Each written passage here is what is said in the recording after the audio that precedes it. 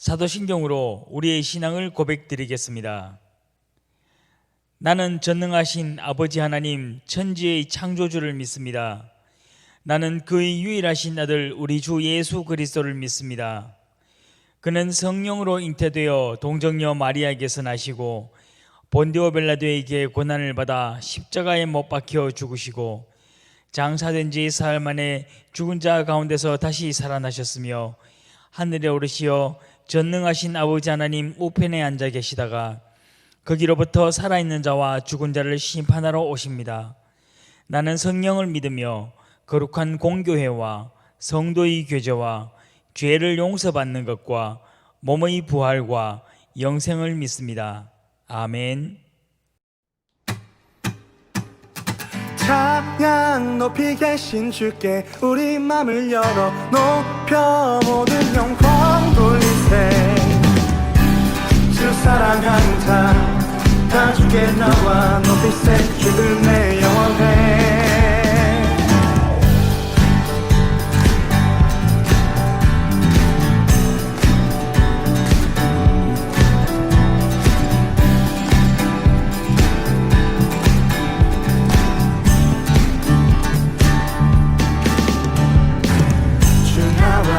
하시니 부족함 없네. 그가 나를 이끄시니 주 따르네.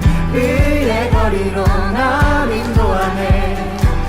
내 영혼 노래해. 어두운 길 걸어갈 때에 난 노래하네. 주 나와 함께 하시니 나 두려움 없네. 주의 선함과 인자하시니 평생 날 따르리. 찬양 높이 계신 주께 우리 맘을 열어 높여 모든 영광 돌리세. 주 사랑하는 자 다 주께 나와 높이세. 주 내 영원해. 찬양 높이 계신 주께 우리 맘을 열어 높여 모든 영광 돌리세. 사랑하는 자 다 주께 나와 높이세. 주를 내 영원해.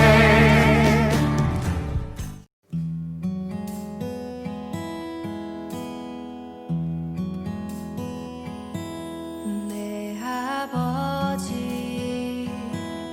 그 품 안에서 내 영혼은 안전합니다. 주 손길로 내 삶을 안으시니 그 평강이 나를 덮습니다. 내 아버지 그 품 안에서 내 영혼은 안전합니다. 주 손길로 내 삶을 안으시니 그 평강이 나를 덮습니다. 나 비록 넘어지며 흔들리지만 주 내 안에 거하며 나를 붙드시니 내 생각을 주께로 돌리고 주시는 평강의 옷을 입습니다. 주 약속 안에서 내 영혼 평안해. 내 뜻보다 크신 주님의 계획 나 신뢰해. 두려움 다 내려놓고 주님만 의지해. 주 안에서 내 영혼 안전합니다.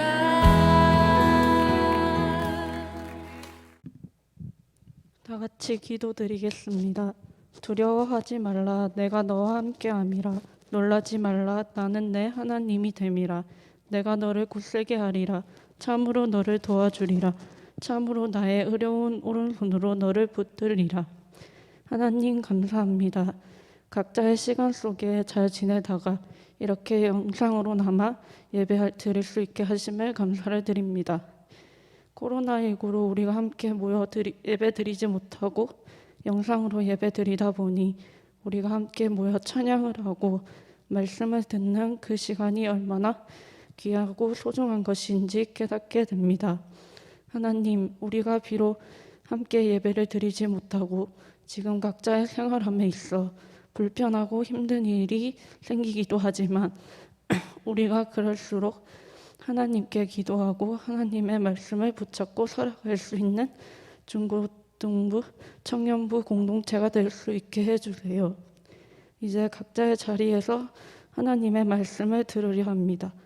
오늘도 여러 가지 생각과 기도로 말씀을 준비하신 이창희 전도사님께 큰 은혜를 베풀어 주시고 전도사님께서 전하시는 말씀을 듣고 그 말씀을 마음에 새겨 이번 한 주도 잘 이겨나갈 수 있게 해주세요. 예수님 이름으로 기도드립니다. 네, 오늘 하나님께서 우리에게 주시는 말씀은 사무엘상 16장 6절에서 13절 말씀입니다. 사무엘상 16장 6절에서 13절 말씀입니다. 네, 자막에서 14절이 나오고 있는 것은 제가 오타를 내서 방송에 나오고 있는 것입니다. 그들이 오매 사무엘이 엘리압을 보고 마음에 이르기를 여호와의 기름 부으실 자가 과연 주님 앞에 있도다 하였더니 여호와께서 사무엘에게 이르시되 그의 용모와 키를 보지 말라. 내가 이미 그를 버렸노라. 내가 보는 것은 사람과 같지 아니하니 사람은 외모를 보거니와 나 여호와는 중심을 보느니라 하시더라. 이새가 아비나답을 불러 사무엘 앞을 지나가게 하매 사무엘이 이르되 이도 여호와께서 택하지 아니하셨느니라 하니 이새가 산마로 지나게 하매 사무엘이 이르되 이도 여호와께서 택하지 아니하셨느니라 하니라. 이새가 그의 아들 7을 다 사무엘 앞으로 지나가게 하나 사무엘이 이새에게 이르되 여호와께서 이들을 택하지 아니하셨느니라 하고 또 사무엘이 이새에게 이르되 내 아들들이 다 여기 있느냐. 이새가 이르되 아직 막내가 남았는데 그는 양을 지키나이다. 사무엘이 이새에게 사람을 보내어 그를 데려오라. 그가 여기 오기까지는 우리가 식사 자리에 앉지 아니하겠노라. 이에 사람을 보내어 그를 데려오매 그의 빛이 붉고 눈이 빼어나고 얼굴이 아름답더라. 사무엘이 기름볼병을 가져다가 그의 형제 중에서 그에게 부었더니 이날 이후로 다윗이 여호와의 영에 크게 감동되니라. 사무엘이 떠나서 라마로 가니라. 네. 나의 선택 기준은 또는 나의 선택은 선택 기준, 선택. 자, 우리는 지난 주일 하나님께서 왕으로 세우신 사울이 그의 잘못을 인하여 하나님의 영이 사울을 떠나고 그리고 하나님의 영이 사울 왕을 떠난 이후에도 사울 왕은 예배에 앞서서 자기 잘못에 대한 인식과 또는 회개를 하는 형식은 있었지만 그의 회개는 진짜 말 그대로 형식적인 회개였을 뿐입니다. 그래서 그의 마음 중심에는 자신이 왕으로서 어떤 체면 유지를 하기 위한 목적이 중심에 있었기 때문에 하나님께서는 사울 왕의 예배를 받지 않으셨다라는 내용에 대해서 우리가 함께 살펴보았습니다. 자, 오늘 기록된 본문은 사울 왕을 대신하여 다윗을 선택하는 장면을 통하여 하나님께서 선택하는 기준을 한번 살펴보고 또한 우리가 사람을 선택하는 기준을 어떻게 해야 될지에 대해서 한번 함께 생각해 보고자 합니다. 지난주 이제 사울 왕과 사무엘 선지자가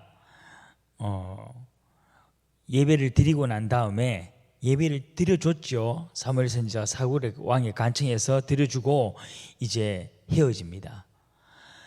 이 사울 왕과 헤어진 사무엘 선지자는 굉장한 슬픔에 젖어 있습니다. 그러나 이 사무엘 선지자의 슬픔은 한 민족의 지도자, 한 나라의 지도자를 잃은 그 민족과 나라를 향한 슬픔이 아니었습니다. 그는 오직 한 사람, 하나님께서 선택하였지만은 결국 하나님께 버림받은 사울 왕에 대한 안타까움이었고, 이 사울 왕의 영혼에 대한 안타까움으로 사무엘 선지자는 계속 슬픔에 젖어 있었습니다. 그러면 왜 사무엘 선지자가 이렇게 슬픔에 젖어 있었을까요? 사무엘 선지자가 기억하는 사울 왕은, 왕이 되기 전에 사울은 과거 사사기 시절 이스라엘 한 제사장과 그의 부인에게 엄청난 잘못을 베냐민 지파가 저질렀다는 것을 우리는 함께 내용을 다루었습니다. 그 베냐민 지파, 자신이 속한 지파의 그 잘못 때문에 스스로를 낮게 여기고 스스로가 죄인으로 여기면서 굉장히 겸손한 자의 자리에 있었습니다. 그리고 자기가 맡아서 책임져야 될 잃어버린 암나귀 한 마리를 찾기 위하여 온 사방을 뛰어다니면서 자기의 모든 전심과 전력을 다할 만큼 그는 책임감도 뛰어난 사람이었습니다. 또한 자신이 처음 왕으로 뽑혔을 때 그 뽑히는 자기 이름을 불리는 순간 그건 너무 부끄러워서 그 부끄러움을 이기지 못하고 사람들이 쟁겨놓은 짐꾸러미 사이에 숨을 만큼 그는 연약한 사람이기도 했습니다. 이렇게 겸손하고 이렇게 연약하고 이렇게 순수했던 사울이라는 인물이 왕이 되고 불과 2, 3년 만에 그는 왕이 할 수 없고 반드시 하나님께 선택받은 제사장만이 할 수 있는 일을 스스로가 행할 만큼 그는 교만한 인물이 되었습니다. 그렇기 때문에 사무엘 선지자는 이 왕이 되기 전에 사울과 왕이 된 후에 사울의 모습을 떠올리면서 차라리 그가 왕이 되지 아니하였더라면 어떨까라고 생각하면서 그는 깊이 있는 슬픔에 젖어 있었습니다. 이 한 영혼을 향한 선지자의 슬픔이 날이 갈수록 점점 더 깊어져가는 어느 날 하나님께서 사무엘 선지자를 찾아오십니다. 사무엘아, 내가 언제까지 사울로 인하여 슬퍼하겠느냐? 이제 일어나 뿔에 기름을 넣고 이새의 집으로 가라.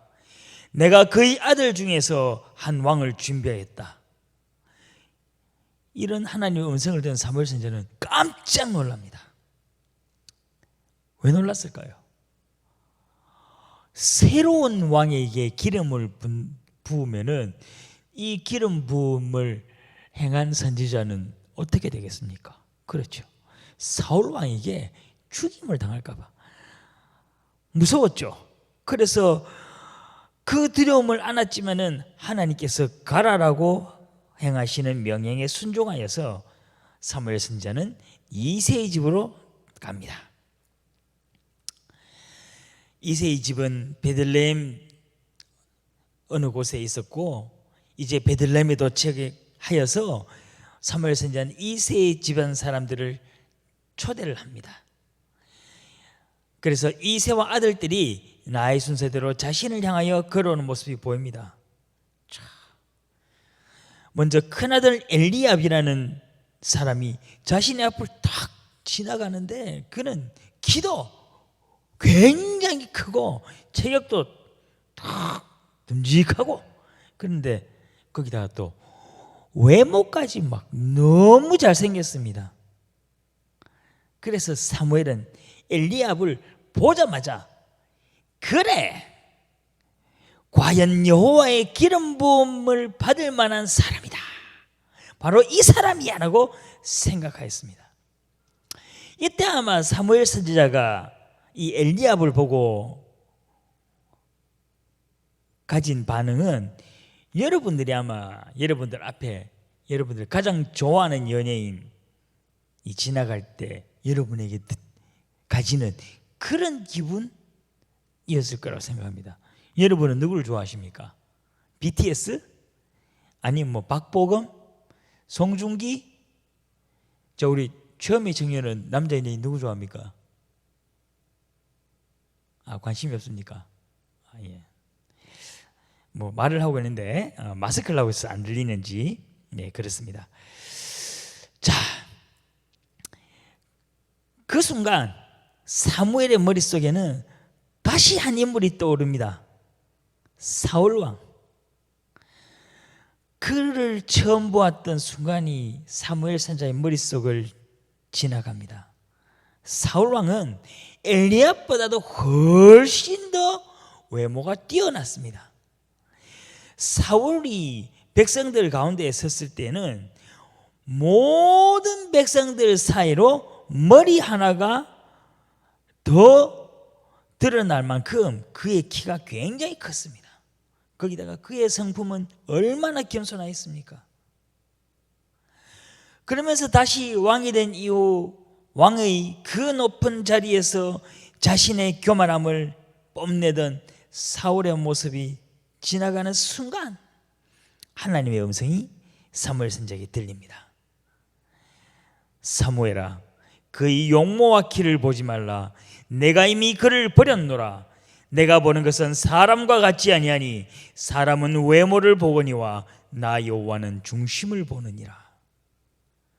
사무엘 선지자는 정신을 번쩍 차리고 다시 자신 앞을 지나가는 이 세 아들들을 살펴봅니다. 엘리압은 지나갔습니다. 이제 둘째 아미나답, 셋째 삼마, 넷째 다섯째, 이런 순서대로 7 아들이 모두 지나갔습니다.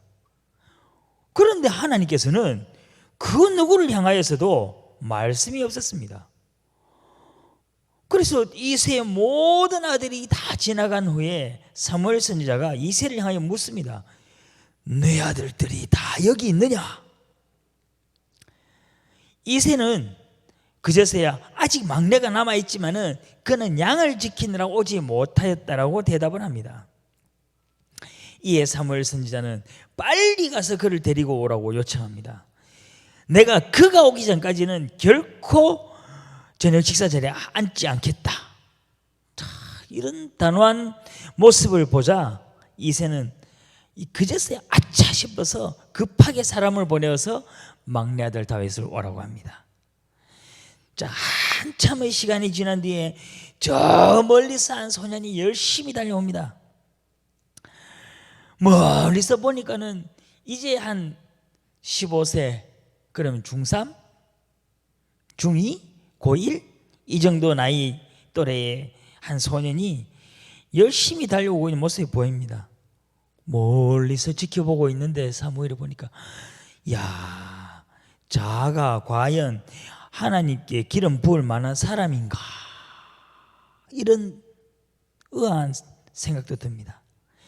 그런데 점점 가까이서 사무엘 선지자 앞을 지나가는 모습을 딱 보니까 그의 얼굴빛이 붉고 눈이 굉장히 초롱초롱하고 얼굴이 너무 아름답습니다.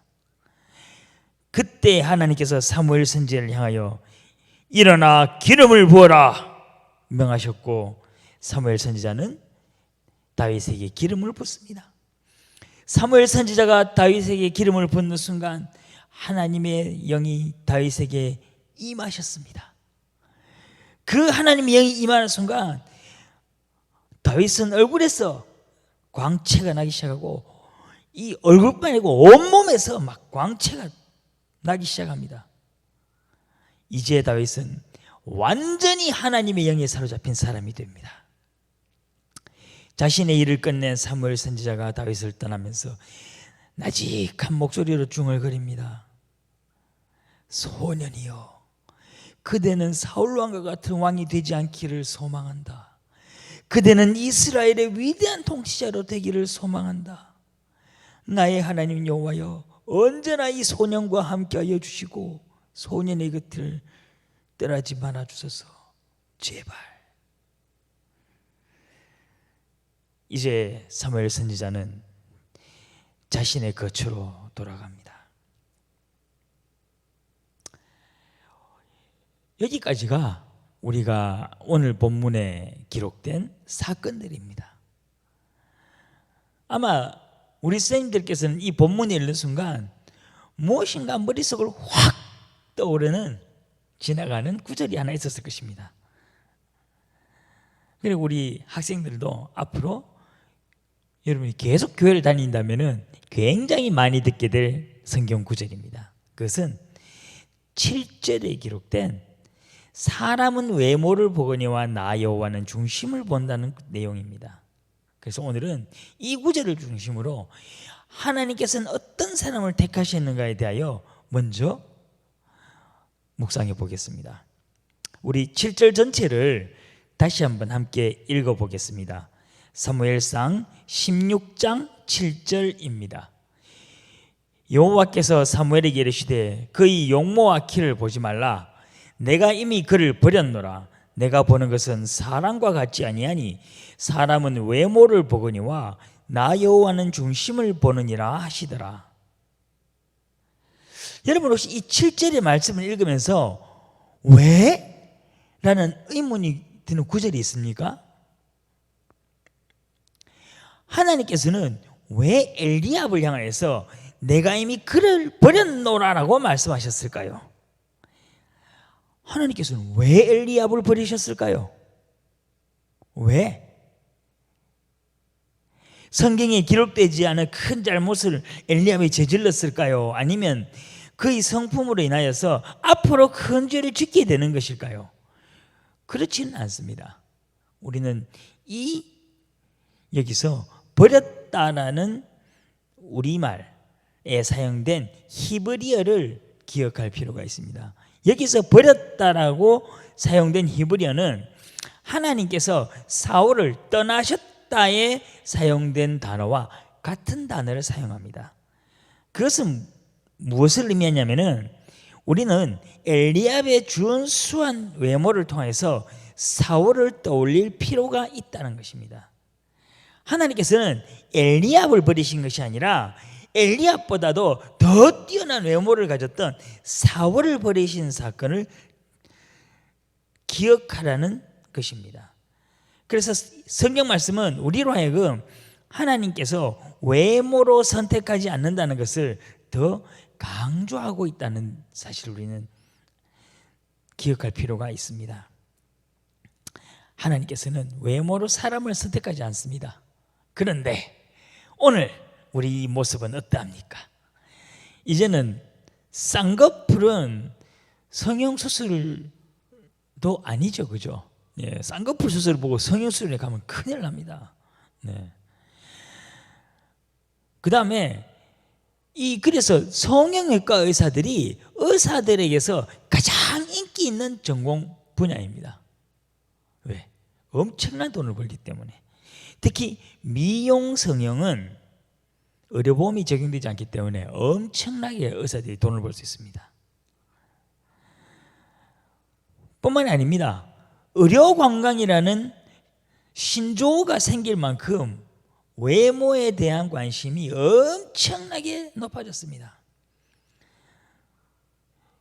그러다가 성형수술은 이제 예전에는 여자들이 미용을 위해서 뭐 약간 코를 높인다든지 쌍꺼풀을 한다든지 보조개를 넣는다든지 이 정도였는데 이제는 그 정도는 남자들도 성형수술을 하고 있습니다. 근데 이게 그냥 하고 있는 정도가 많은 남자들이 엄청나게 관심을 쏟고 있고 실질적으로 많이 하고 있는 것이 오늘날 우리의 현실입니다.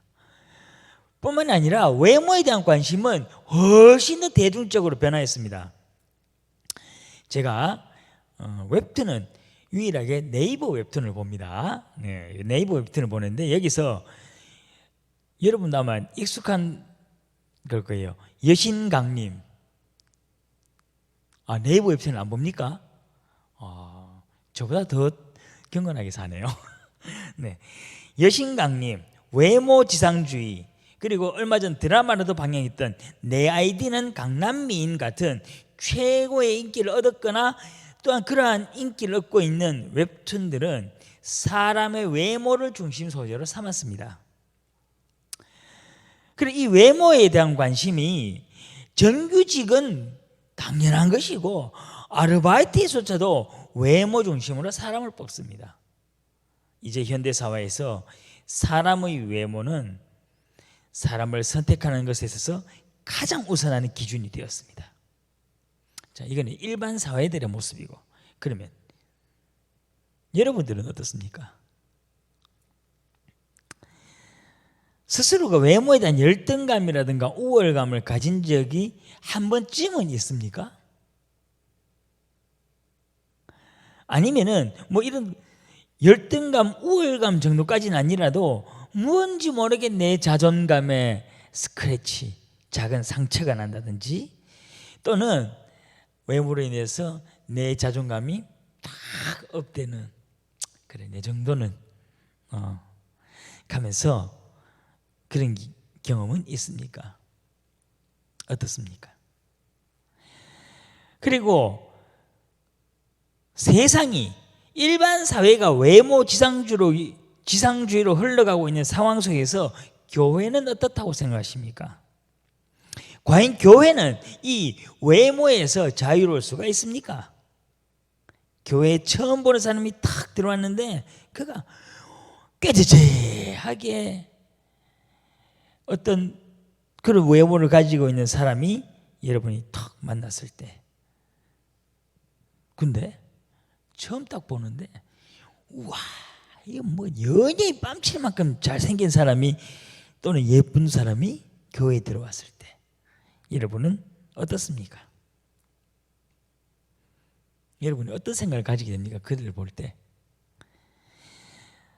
또한 이 외모는, 외적인 기준은 외모만이 아닌 거죠, 그죠? 교회에 국회의원 또는 도지사가 방문했다 그러면은 우와, 어마어마한 귀빈 대접을 받습니다. 근데 뭐 도지사, 국회의원이 아니더라도 한 시의원이나 구청장 정도만 돼도 사실은 그가 방문한 교회에서는 그들을 귀빈 대접을 합니다. 단순한 방문이네. 그런데 우리의 평범한 이웃이 이 교회에 새신자로 등록하였을 때 여러분은 어떤 자세로 그들을 맞이하고 있습니까? 우리 학생들은 이런 경우로 예를 들 수 있겠죠. 막 전교에서 공부도 잘하고 성격도 좋고 대인관계가 좋은 친구가 우리 안강제일대 중고등부에 왔을 때하고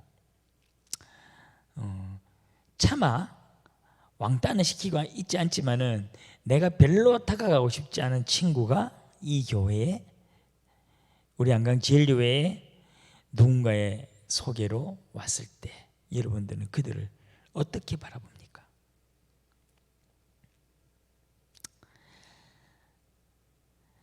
하나님께서는 사람의 중심을 보시고 사람을 외모로 취하지 않습니다. 그럼 우리가 알고 있습니다. 그런데 오늘 본문에서는 한 구절이 눈에 좀 밟히지 않습니까? 그것이 사무엘상 16장 12절 말씀입니다. 이에 사람을 보내어 그를 데려오매 그의 빛이 붉고 눈이 빼어나고 얼굴이 아름답더라. 세상에, 하나님께서는 다윗의 중심을 본다 그랬는데 이 본문 말씀에 다윗의 중심에 대한 내용은 하나도 없습니다. 뭔 말이십니까? 외모가 아름답더라. 무슨 말이죠? 네, 우리는 이 내용을 단순한 외모라는 것이 아니라 다윗의 내면이 그의 외모로 드러난 것을 기록하였습니다. 물론 이게 우리말로는 이걸 찾을 수가 없는데 이거는 히브리어적 표현과 그 나라 사람들의 어떤 정서를 감안했을 때 이런 식으로 우리는 의미한다라는 것을 알 수가 있게 됩니다. 자, 제가 20대가 넘어서는 책을 잘 안 읽었습니다. 네, 그 책을 많이 안 읽었는데 그 중에 한 몇 권 읽었던, 아니죠, 이게 제가 30대 읽었나? 잘 모르겠네요. 30쯤 넘어서 읽었나? 하여튼 그 무렵쯤에 읽었던 책인데, 백악관을 기도실로 만든 대통령이라는 책이 있었습니다. 제가 굉장히 감동을 받은 책 중에 하나인데, 여기에는 이분은 링컨 대통령에 대한 이야기입니다.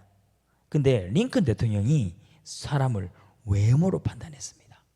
참고로 링컨 대통령이 어떤 인물이냐면요, 전 미국 사회에서 가장 사랑받는 대통령 1위, 그리고 가장 사랑받는 인물 2위. 이때 1위가 누구였을까요? 미국 사회에서 가장 사랑받는 사람, 네, 예수님이었습니다. 1위가. 그럼 이 2등이 어마어마한 위치에 있다는 거죠. 이만큼 모든 미국인에게 인기가 있었던 이 링컨 대통령이, 그가 장관직에 선출할 때 사람의 외모를 보았습니다. 세상에. 근데 그 이유가 뭔지 아십니까? 링컨은 이렇게 이야기를 했습니다. 사람이 나이가 40이 넘었을 때는 자신의 외모에 책임질 수 있어야 한다. 비록 어렸을 때 얼굴은 부모가 낳아준 얼굴로 살게 되지만은 40이 넘은 사람의 얼굴은 자신의 삶의 기록이기 때문에 그는 얼굴에 책임을 져야만 한다고 말씀하신 것입니다. 그래서 저는 이 말이 상당히 감동되어서 내가 40이 넘었을 때는 정말 내 얼굴에 책임을 질 수 있는 사람이 되어야지라는 다짐을 종종 하곤 했습니다. 근데 여러분 보기 어떻습니까? 제가 얼굴에 책임을 좀 지고 있는 사람 좀 보이나요? 좀 괜찮은 사람처럼 보입니까? 은미자매. 네, 그저 웃기만 하고 답이 없습니다. 네, 저거는 제가 생각에 무언의 부정입니다. 네, 그렇습니다. 링컨은 그러니까 외모를 우리가 생각하는 그런 외모의 외적인 기준으로 삼은 것이 아니고 그 사람의 내면을 보기 위한 방법으로 외모를 보았다라는 것이죠. 맞습니다. 우리는 사실 이론적으로는 잘 알고 있습니다. 어떤 상황에서도 사람을 외모나 또는 그의 스펙을 비롯한 어떤 외형적 기준으로 판단해서는 안 된다는 것을 알고 있고, 그리고 우리가 모든 사람을 하나님의 관점에서 바라볼 수 있어야 된다라고 이야기가 나올 것도 여러분은 이미 압니다. 네. 자, 근데 진짜 문제는요, 그러면은 우리는 선택 기준을 과연 무엇으로 삼아야 하는가라는 겁니다. 우리가 사람을 선택할 때 그럼 우리는 사람의 중심을 볼 수 있어요, 없어요? 볼 수가 없다는 것입니다. 이 상황에서 우리는 어떻게 해야 될까? 결코 쉽지 않은 문제입니다. 여기서 우리가 기억해야 될 것은 첫 번째로,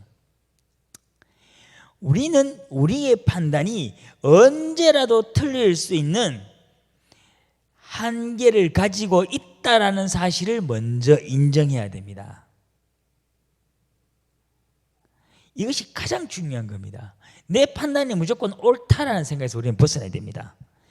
그 다음 두 번째는, 내가 어떤 선택하려고 하는 사람이나 내가 판단하려고 하는 그 대상이 되는 사람에 대한 그 삶의 중심에 무엇을 담고 있는가를 깊이 있게 살펴봐야 됩니다.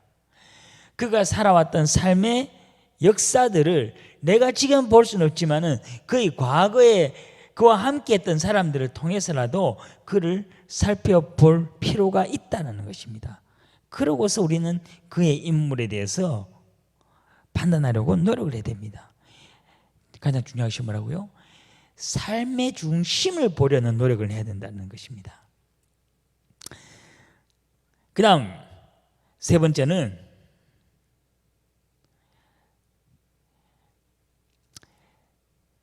나의 이익에 연결돼서 내 기분에 연결돼서 사람을 판단해서는 안 된다는 겁니다.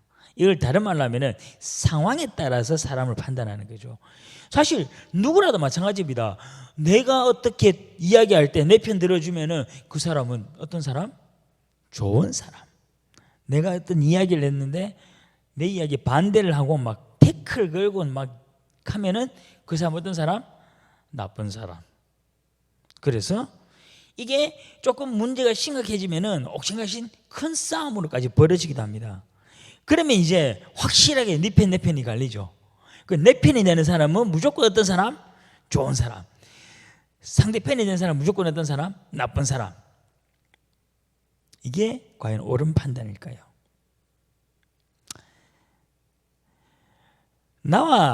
우리는 대부분이 그렇습니다. 나와 맞서는 사람을 옳은 사람이라고 인정하는 것이 어렵습니다. 그러나 우리는 설령 정말로 그들이 잘못된 길을 가고 있다고 할지라도 우리는 그들을 대한 판단을 잘해야 됩니다.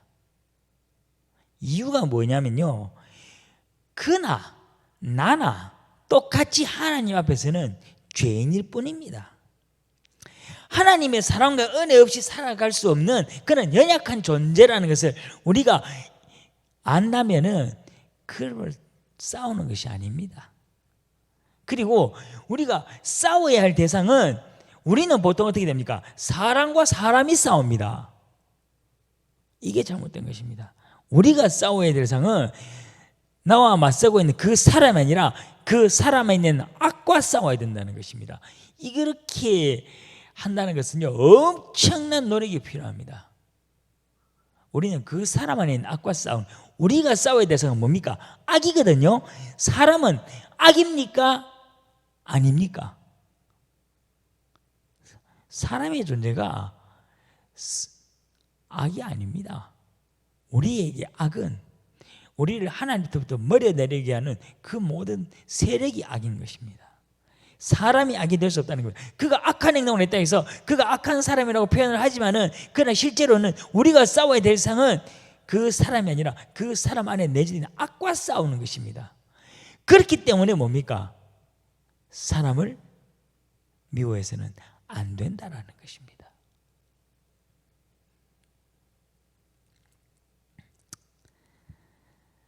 그렇습니다. 우리가 어떤 한 사람을 판단하고 선택한다는 것은 정말 쉽지 않은 것입니다.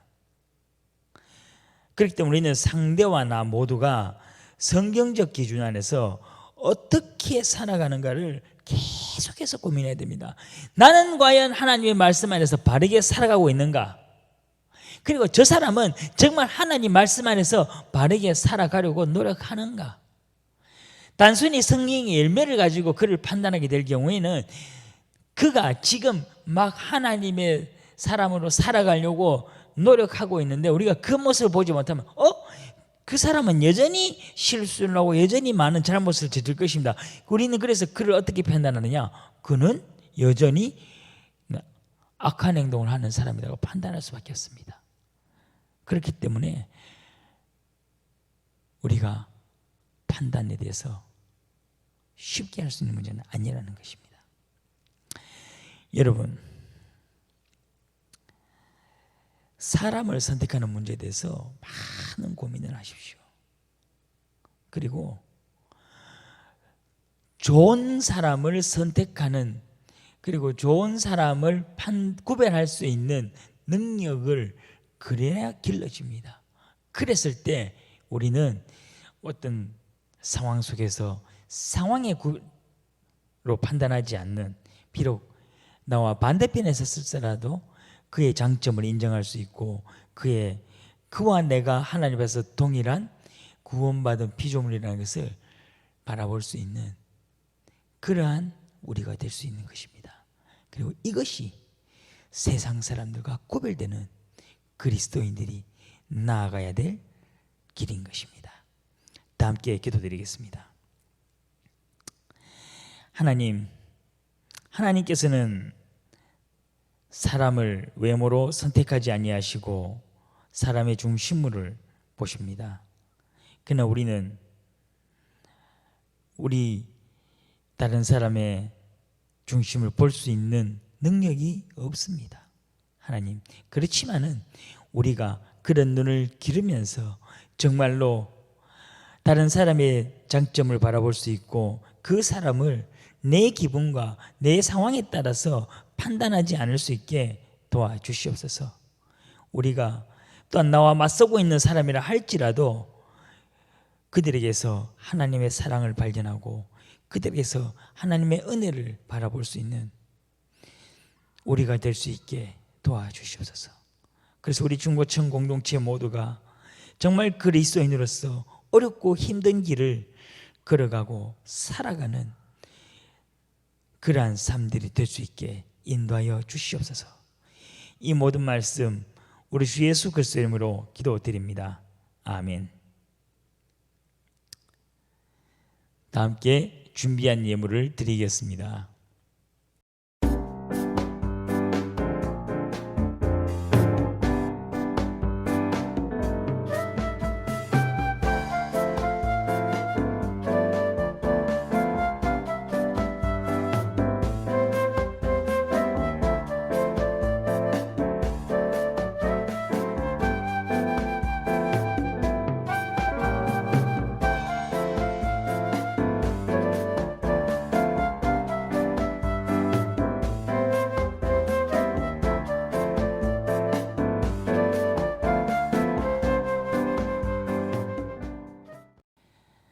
하나님, 이 시간 우리가 준비한 예물을 하나님께 드립니다. 하나님, 우리가 마음으로 드리고 마음으로 전달하였지만은 하나님, 정말 우리 안에서 이 예물을 통하여 더욱더 이 예물을 정성껏 준비하며 우리의 마음으로 이 예물을 하나님께 드릴 수 있는 우리가 될 수 있게 도와주시옵소서. 하나님, 어려운 상황 속에서도 우리가 하나님을 향한 마음을 잃지 않게 도와주시고 우리가 더욱더 그리스도인답게 살아갈 수 있는 우리 중고청 공동체 될 수 있게 인도하여 주시옵소서. 이 모든 말씀 우리 주 예수 그리스도의 이름으로 기도드립니다. 아멘. 네, 광고 있습니다. 네, 첫 번째 광고는 여러분이 지금 경주에서 어떤 일이 일어나고 있는지를 아시죠? 네. 그런 상황으로 인하여서 10월 둘째 주일까지 영상 예배를 연기하도록 하겠습니다. 이것은 교회의 대면 예배와는 관계없이 중고청 공동체는 영상 예배로 드려질 것입니다. 영상 예배로 드려지는 방법은 교회 예배의 상황에 따라서 조금 변동될 수 있으니 그때는 또 각 선생님들을 통해서 여러분들에게 연락이 갈 것입니다. 네, 그래서 여러분들이 빨리 대면 예배를 드리고 싶으면은 이 코로나19를 위해서 열심히 기도하십시오. 여러분 열심히 기도 안 해서 우리가 수련회도 못해 그런 거 아닌가? 모르겠습니다. 네. 네, 두 번째는 드디어 나왔습니다. 뭐가? 전사님이 퀴즈에 대한 답을 제출한 학생이 드디어 나타났습니다. 와, 감사합니다. 김재민 학생 감사합니다. 그래서 총무생님의 허락을 받지 않았는데 경우에 따라서는 전사님이 사비를 들여서라도 주겠습니다. 5,000원권 상품권. 네, 우리 총무생님한테 이야기하십시오. 그러면은 총무생님께서 재민에게 5,000원짜리 상품권을 주겠습니다. 유일하게 한 명이 퀴즈에 답을 했습니다. 네, 그리고 오늘 퀴즈는 여러분 자막에 나온 거 있죠? 네, 그게 오늘 퀴즈입니다. 그게 그 내용이 왜 자막에 나오는 내용 퀴즈로 하냐면은 포인트가 되는 내용이니까 여러분이 한번 쓰면서 되새겨 보라는 그런 의미입니다. 그리고 오늘 특별히 성경 구절도 길게 하지 않았습니다. 본문만 쓰면 됩니다. 필사하면은 필사는 모든 친구들에게 선물이 나갑니다. 여러분 많이 참여하십시오. 참여 숫자가 적을수록 참여한 사람의 선물은 다음 주에는 더 커질 수도 있습니다. 네, 이상입니다. 네, 주기도문은 드리겠습니다. 하늘에 계신 우리 아버지, 아버지의 이름을 거룩하게 하시며 아버지의 나라가 오게 하시며 아버지의 뜻이 하늘에서와 같이 땅에서도 이루어지게 하소서. 오늘 우리에게 일용할 양식을 주시고 우리가 우리에게 잘못한 사람을 용서하여 준 것 같이 우리 죄를 용서하여 주시고 우리를 시험에 빠지지 않게 하시고 악에서 구하소서. 나라와 권능과 영광이 영원히 아버지의 것입니다. 아멘.